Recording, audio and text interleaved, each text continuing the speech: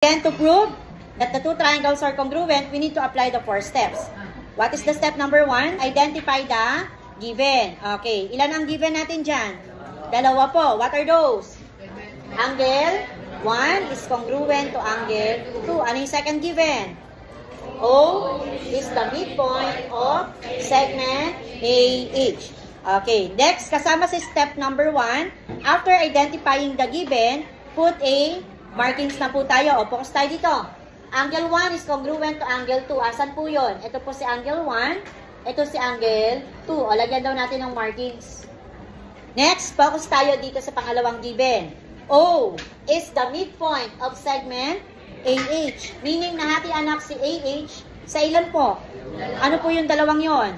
Segment AO at segment HO. So, another markings. Then, after that, let us observe na since wala na tayong given number 3. What can you say about the two triangles? They have a common part. What part? Side or angle? Angle what? Angle O. So, name angle O using 3 letters. Monares. Angle AOC is congruent to angle HOS. Okay, very good. So, meaning they are also congruent. Prove na tayo. Statement and reason. What is the statement number 1? Cotton, what is the statement number 1? Is congruent to? Okay, very good. And what is the reason? Gasser? Okay, given. So, since statement number 1 is already congruent, no need to prove at the same time. Put the part na. What part is this? Side or angle? Okay, angle. Next, what do you think is the statement number 2? Masinas? Okay, very good. O is the midpoint of segment AH. Francisco, what is the reason? Very good, given. Okay, next, statement number 3. The question is, do we need to prove statement number 2? Yes. So, what is the mathematical term? Midpoint. When we say midpoint, what is the definition of a midpoint? Mid. What is mid? Middle. Mid. Gitna.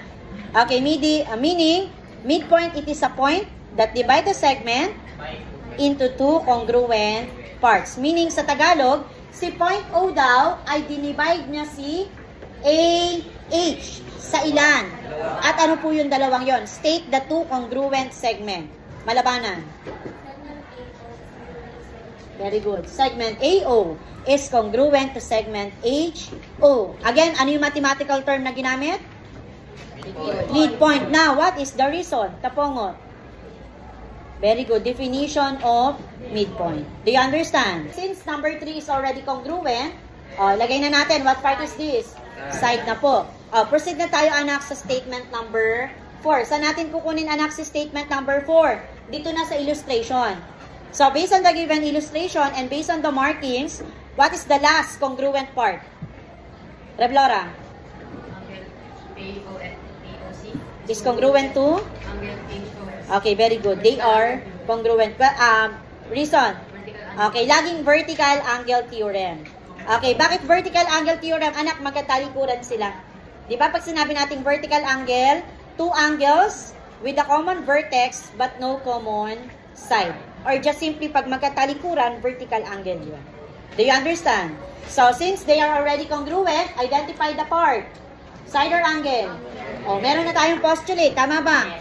What is the next statement? Anyone? Galit. What is the name of the first triangle? AOC. And what is the name of the second triangle? HOS. So, triangle AOC is congruent to triangle HOS.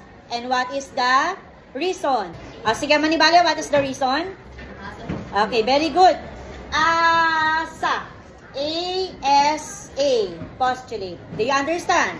Napalabas na natin yung postulate. What is the last statement? Pison.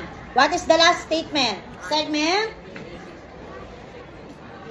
SH. That is statement number 6. And what is the reason? Francisco?